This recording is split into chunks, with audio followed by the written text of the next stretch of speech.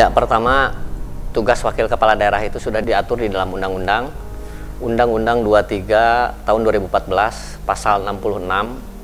Ada beberapa ayat di sana bahwa yang pertama, tugas wakil kepala daerah itu membantu wali kota dalam hal memberikan pertimbangan di dalam penyelenggaraan pemerintahan. Kemudian juga mengkoordinasikan kegiatan yang ada di OPD-OPD. Artinya di seluruh OPD perangkat daerah, kecamatan, kelurahan, sampai ke desa. Nah, kemudian juga di dalam sisi pengawasan, tugas wakil kepala daerah juga yaitu menindaklanjuti temuan dari hasil pengawasan, baik yang ada di OPD-OPD, kecamatan, kelurahan, atau desa. Dan juga tugas-tugas lainnya. Tetapi yang pokok di dalam undang-undang adalah membantu wali kota di dalam hal menyelenggarakan pemerintahan, memberikan usul pertimbangan, kemudian juga mengkoordinasikan kegiatan-kegiatan di OPD-OPD sampai kecamatan, lurah, dan desa, juga menindaklanjuti ketika ada temuan dari hasil pengawasan. Itu yang utama di dalam undang-undang. Tetapi mungkin dari sisi lain, saya sebagai wakil kepala daerah yang dipilih oleh rakyat tentunya punya beban yang sama, yaitu memajukan kesejahteraan masyarakat Kota Banjar. PR kronis kita tetap di dalam hal peningkatan daya beli masyarakat, indeks IPM yang ketiga. Karena bagaimanapun angka kemiskinan ini sejak pandemi COVID-19 ini melanda negara kita, khususnya juga di Kota Banjar, ini angka kemiskinan naik lagi.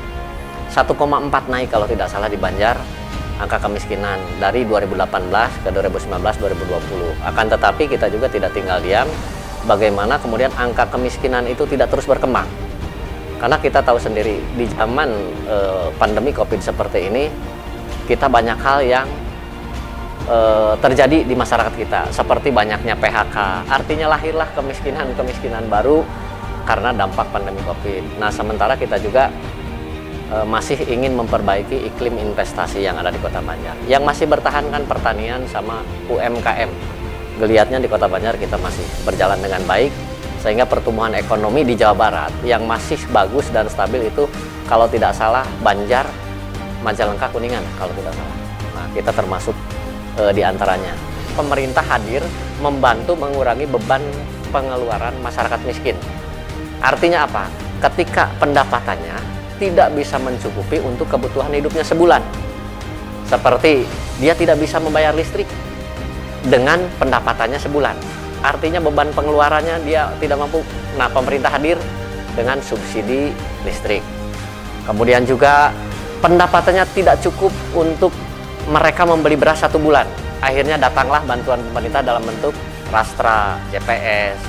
Nah, kemudian juga ada bantuan pemerintah yang tidak bisa menyekolahkan anaknya dalam hal pendidikan karena pendapatannya tidak mencukupi untuk membiayai anaknya, maka lahirlah Kartu Indonesia Pintar, program Indonesia Pintar, kemudian juga bantuan-bantuan pendidikan baik dari Bajnas, kemudian juga hal-hal lain. Ada juga bantuannya yang sifatnya mereka tidak punya rumah yang layak karena miskin, pendapatan per bulannya tidak cukup untuk memperbaiki rumahnya, maka datanglah Rutilahu atau bantuan rehab rumah tidak layak huni. Nah, itu yang sifatnya bantuan sosial. Ada juga bantuan yang sifatnya kemudian menambah pendapatan. Nah, ini artinya masyarakat miskin yang sebetulnya sudah punya kegiatan usaha seperti usaha kecil dan menengah, UMKM lah. Nah, ketika terdampak COVID ini mereka kan stuck karena modalnya dipakai untuk makan.